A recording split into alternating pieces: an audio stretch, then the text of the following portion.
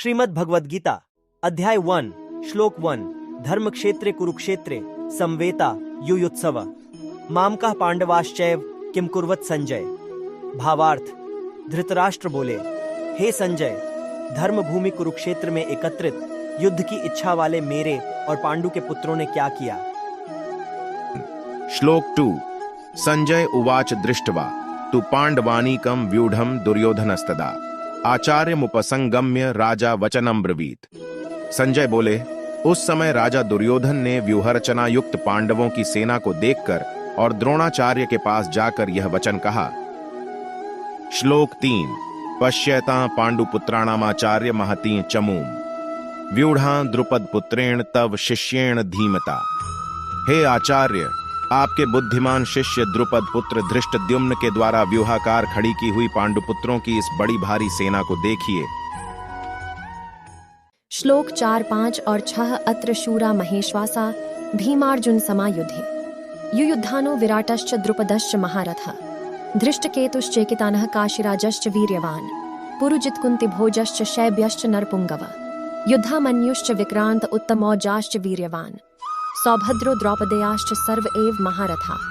इस सेना में बड़े बड़े धनुषों वाले तथा युद्ध में भीम और अर्जुन के समान शूरवीर सात्यकी और विराट तथा महारथी राजा द्रुपद, धृष्टकेतु और चैकितान तथा बलवान काशीराज, पुरुजित, कुंतीभोज और मनुष्यों में श्रेष्ठ शैब्य, पराक्रमी, युद्धामन्यु तथा बलवान उत्तमौजा, सुभद्रा पुत्र अभिमन्यु और द्रौपदी के 5 पुत्र, ये सभी महारथी हैं। श्लोक 7, 8 और 9 अस्माकं तु विशिष्टा ये तान्यबोध द्विजोत्तम नायका मम सैन्यस्य संझार्थम तान ब्रवीमिते। अर्थात, हे ब्राह्मण श्रेष्ठ, अपने पक्ष में भी जो प्रधान हैं उनको आप समझ लीजिए। आपकी जानकारी के लिए मेरी सेना के जो सेनापति हैं उनको बतलाता हूँ। भवान भीष्मश्च कर्णश्च कृपश्च समितिंजय अश्वत्थामा विकर्णश्च सौमदत्तिस्तथैव च।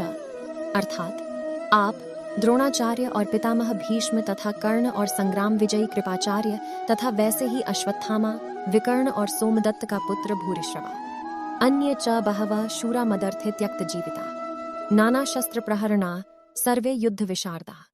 अर्थात, और भी मेरे लिए जीवन की आशा त्याग देने वाले बहुत से शूरवीर अनेक प्रकार के अस्त्रों शस्त्रों से सुसज्जित और सब के सब युद्ध में चतुर हैं। श्लोक 10 अपर्याप्तम तदस्माकं बलम भीष्माभिरक्षितम पर्याप्तम त्वेदमेतेषां बलम भीमाभिरक्षितम।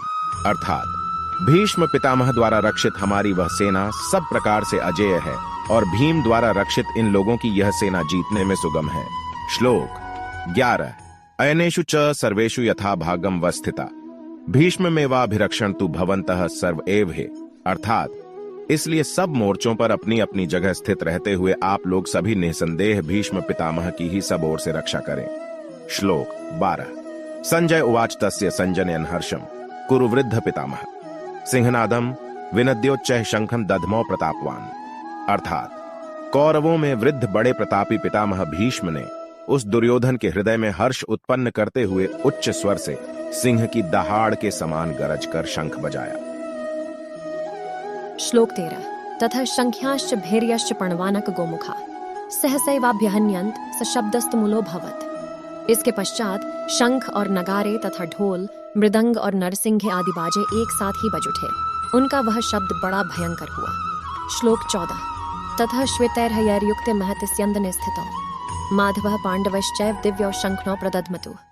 इसके अनंतर सफेद घोड़ों से युक्त उत्तम रथ में बैठे हुए श्री कृष्ण महाराज और अर्जुन ने भी अलौकिक शंख बजाए। श्लोक 15 पांचजन्यम ऋषिकेशो देवदत्तम धनंजय पौंड्रम दधमौ महाशंखम भीम कर्मावृकोदरा। श्री कृष्ण महाराज ने पांचजन्य नामक, अर्जुन ने देवदत्त नामक और भयानक कर्म वाले भीमसेन ने पौंड्र नामक महाशंख बजाया।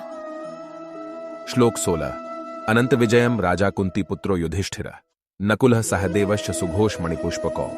कुंतीपुत्र राजा युधिष्ठिर ने अनंत विजय नामक और नकुल तथा सहदेव ने सुघोष और मणिपुष्पक नामक शंख बजाए।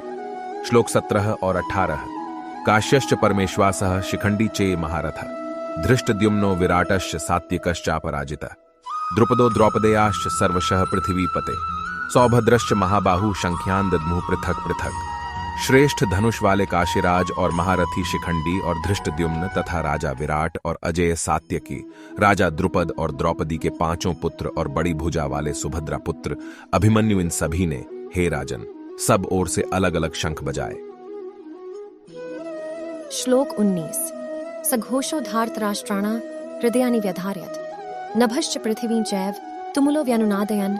भावार्थ, और उस भयानक शब्द ने आकाश और पृथ्वी को भी गुंजाते हुए धार्त राष्ट्रों के अर्थात आपके पक्ष वालों के हृदय विदीर्ण कर दिए। अर्जुन उवाच। श्लोक 20।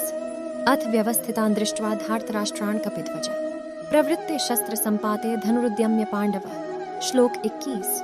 ऋषिकेशम तथा वाक्यमिदमह महीपते सैन्योरुभयोर्मध्ये रथम स्थापयमेच्युत। भावार्थ, हे राजन, इसके बाद कपिध्वज अर्जुन ने मोर्चा बांधकर डटे हुए धृतराष्ट्र संबंधियों को देखकर उस शस्त्र चलने की तैयारी के समय धनुष उठाकर ऋषिकेश श्री कृष्ण महाराज से यह वचन कहा, हे अच्युत, मेरे रथ को दोनों सेनाओं के बीच में खड़ा कीजिए। श्लोक 22। यावदेतान् निरीक्ष्यहं योद्धुकामान् वस्थितान् कैर्मया सहयोद्ध व्यमस्मिन् रणसमुद्यमे। भावार्थ, और जब तक कि मैं युद्ध क्षेत्र में डटे हुए युद्ध के अभिलाषी इन विपक्षी योद्धाओं को भली प्रकार देख न लूं कि इस युद्ध रूप व्यापार में मुझे किन किन के साथ युद्ध करना योग्य है, तब तक उसे खड़ा रखिए। श्लोक 23। योत्स्यमानान्वेक्ष्यहं यतेऽत्र समागताः धार्तराष्ट्रस्य दुर्बुद्धिर्युद्धे प्रिय चिकीर्षव। भावार्थ, दुर्बुद्धि दुर्योधन का युद्ध में हित चाहने वाले जो ये राजा लोग इस सेना में आए हैं, इन युद्ध करने वालों को मैं देखूंगा। संजय उवाच। श्लोक 24। एव मुक्तो हृषिकेशो गुडाकेशेन भारत सैन्योरुभयोर्मध्ये स्थापयित्वा रथोत्तमम्। श्लोक 25। भीष्म द्रोण प्रमुक्तः सर्वेषां च महीक्षिताम् उवाच पार्थ पश्यतान् संवेतान् कुरुनिति। भावार्थ, संजय बोले, हे धृतराष्ट्र, अर्जुन द्वारा कहे अनुसार महाराज श्री कृष्णचंद्र ने दोनों सेनाओं के बीच में भीष्म और द्रोणाचार्य के सामने तथा संपूर्ण राजाओं के सामने उत्तम रथ को खड़ा कर इस प्रकार कहा कि हे पार्थ, युद्ध के लिए जुटे हुए इन कौरवों को देख। 26वें का उत्तरार्ध और 27वें का पूर्वार्ध, 27वें का उत्तरार्ध और 28वें का पूर्वार्ध। तत्र पश्यत् स्थितान् पार्थ पितृणत् पितामहान् आचार्यान् मातुलान् भ्रातॄन् पुत्रान् पौत्रान् सखींस्तथा श्वशुरान् सुहृदश्चैव सैन्योरुभयोरपि। भावार्थ, इसके बाद प्रथापुत्र अर्जुन ने उन दोनों ही सेनाओं में स्थित ताऊ चाचों को, दादों परदादों को, गुरुओं को, मामाओं को, भाइयों को, पुत्रों को, पौत्रों को तथा मित्रों को, ससुरों को और सुहृदों को भी देखा। 26वें और 27वें का पूर्वार्ध। तान् समीक्ष्य कौन्तेय सर्वान् बन्धून् वस्थितान् कृपया पर्याविष्टो विषीदत्रिदं ब्रवीत। भावार्थ, उन उपस्थित संपूर्ण बंधुओं को देखकर वे कुंती पुत्र अर्जुन अत्यंत करुणा से युक्त होकर शोक करते हुए यह वचन बोले। 27वें का उत्तरार्ध और 28वें का पूर्वार्ध। अर्जुन का विषाद। भगवान के नामों की व्याख्या। अध्याय 1। श्लोक 28वें का उत्तरार्ध। श्लोक 29 और 30। अर्जुन उवाच। श्लोक 28वें का उत्तरार्ध। दृष्टेवमं स्वजनम कृष्ण युयुत्सु समुपस्थितम। श्लोक 29। सीदंति मम गात्राणि मुखम च परिशुष्यति वे पथुश्च शरीरे में रोमहर्षश्च जायते। भावार्थ, अर्जुन बोले, हे कृष्ण, युद्ध क्षेत्र में डटे हुए युद्ध के अभिलाषी इस स्वजन समुदाय को देखकर मेरे अंग शिथिल हुए जा रहे हैं और मुख सूखा जा रहा है तथा मेरे शरीर में कंप एवं रोमांच हो रहा है। 28वें का उत्तरार्ध और 29। श्लोक 30। गांडीवम स्रंसते हस्तात्वक चैव परिदह्यते न च शक्नोम्यवस्थातुं भ्रमतीव च में मनः। भावार्थ, हाथ से गांडीव धनुष गिर रहा है और त्वचा भी बहुत जल रही है तथा मेरा मन भ्रमित सा हो रहा है, इसलिए मैं खड़ा रहने को भी समर्थ नहीं हूँ। आप सभी सनातनियों से अनुरोध है कि आप जहाँ भी श्रीमद् भगवद गीता को सुन रहे हैं, अगर YouTube में है तो चैनल को सब्सक्राइब जरूर करें। अगर Facebook और Instagram में है तो पेज को फॉलो करें ताकि सारे अध्याय और श्लोक आप तक पहुंच सके। जय श्री कृष्ण। धन्यवाद। श्लोक 31। निमित्तानि च पश्यामि विपरीतानि केशव न च श्रेयोनुपश्यामि हत्वा स्वजन माहवे। भावार्थ, हे केशव, मैं लक्षणों को भी विपरीत ही देख रहा हूँ तथा युद्ध में स्वजन समुदाय को मारकर कल्याण भी नहीं देखता। श्लोक 32। न कांक्षे विजयम कृष्ण न च राज्य सुखानि च किन्नो राज्यन गोविंद किम भोगैर्जीवितेन वा। भावार्थ, हे कृष्ण, मैं न तो विजय चाहता हूँ और न राज्य तथा सुखों को ही। हे गोविंद, हमें ऐसे राज्य से क्या प्रयोजन है अथवा ऐसे भोगों से और जीवन से भी क्या लाभ है। श्लोक 33। येषामर्थकांक्षितं नो राज्यं भोगाः सुखानि च तयमेव स्थिता युद्धे प्राणान् त्यक्त्वा धनानि च। भावार्थ, हमें जिनके लिए राज्य, भोग और सुखादि अभीष्ट हैं, वे ही ये सब धन और जीवन की आशा को त्याग कर युद्ध में खड़े हैं। आप सभी सनातनियों से अनुरोध है कि आप जहां भी श्रीमद् भगवद गीता को सुन रहे हैं, अगर YouTube में है तो चैनल को सब्सक्राइब जरूर करें। अगर Facebook और Instagram में है तो पेज को फॉलो करें ताकि सारे अध्याय और श्लोक आप तक पहुंच सके। जय श्री कृष्ण। धन्यवाद। श्लोक 34। आचार्यः पितरः पुत्रास्तथैव च पितामहः मातुलः श्वशुरः पौत्राः श्यालाः संबंधिनस्तथा। भावार्थ, गुरुजन, ताऊ चाचे, लड़के और उसी प्रकार दादे, मामे, ससुर, पौत्र, साले तथा और भी संबंधी लोग हैं। श्लोक 35। एतान्न हन्तुमिच्छामि घ्नतोऽपि मधुसूदन अपि त्रैलोक्य राज्यस्य हितो किन्नु मही कृते। भावार्थ, हे मधुसूदन, मुझे मारने पर भी अथवा तीनों लोकों के राज्य के लिए भी मैं इन सबको मारना नहीं चाहता, फिर पृथ्वी के लिए तो कहना ही क्या है। श्लोक 36। निहत्य धार्तराष्ट्रान्न का प्रीति स्यात् जनार्दन पाप मेवाश्रयेदस्मान् हत्वैतानाथतायिनः।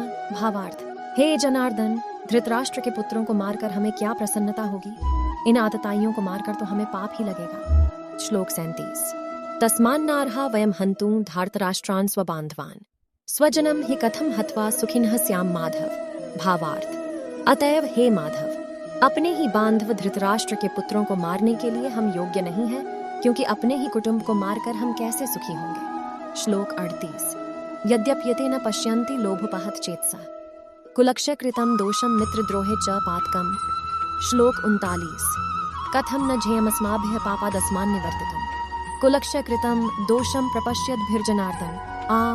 भावार्थ, यद्यपि लोभ से भ्रष्ट चित्त हुए ये लोग कुल के नाश से उत्पन्न दोष को और मित्रों से विरोध करने में पाप को नहीं देखते, तो भी हे जनार्दन, कुल के नाश से उत्पन्न दोष को जानने वाले हम लोगों को इस पाप से हटने के लिए क्यों नहीं विचार करना चाहिए। श्लोक 40। कुलक्षये प्रणश्यन्ति कुल धर्मा सनातना धर्मे नष्टे कुलम कृत्स्नम धर्मोभिभवत्युत्था। भावार्थ, कुल के नाश से सनातन कुल धर्म नष्ट हो जाते हैं तथा धर्म का नाश हो जाने पर संपूर्ण कुल में पाप भी बहुत फैल जाता है। श्लोक 41। अधर्माभिभवात् कृष्ण प्रदुष्यन्ति कुल स्त्रियः स्त्रीषु दुष्टासु वार्ष्णेय जायते वर्ण संकरः। भावार्थ, हे कृष्ण, पाप के अधिक बढ़ जाने से कुल की स्त्रियां अत्यंत दूषित हो जाती हैं, और हे वार्ष्णेय, स्त्रियों के दूषित हो जाने पर वर्ण संकर उत्पन्न होता है। श्लोक 42। संकरो नरकायैव कुलघ्नानां कुलस्य च पतन्ति पितरो ह्येषां लुप्त पिंडोदक्रिया। भावार्थ, वर्ण संकर कुलघातियों को और कुल को नरक में ले जाने के लिए ही होता है।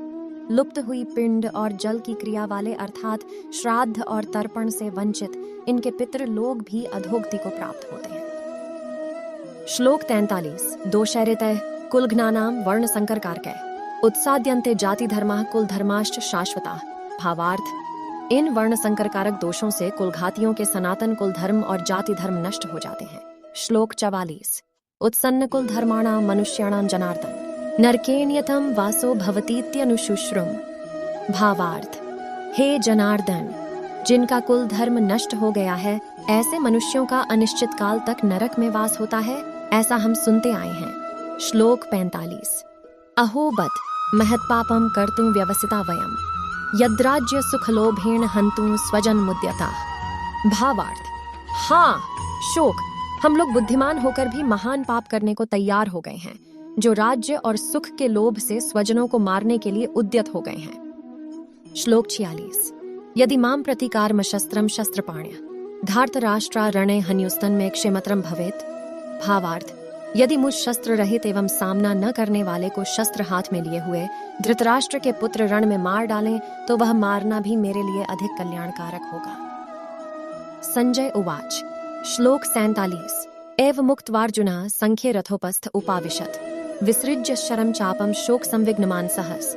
भावार्थ, संजय बोले, रणभूमि में शोक से उद्विग्न मन वाले अर्जुन इस प्रकार कहकर बाण सहित धनुष को त्याग कर रथ के पिछले भाग में बैठ गए। ओम तत्सदिति श्रीमद्भगवद्गीता सुपनिषत्सु ब्रह्म विद्यायां योग शास्त्रे श्री कृष्णार्जुन संवादेयर जुन विषाद योगो नाम प्रथमोध्याय। योग शास्त्र में ब्रह्म विद्या में श्रीमद् भगवद गीता उपनिषद में ओम तत्सदित कृष्ण और अर्जुन के बीच बातचीत में अर्जुन के अवसाद के योग नामक पहला अध्याय है।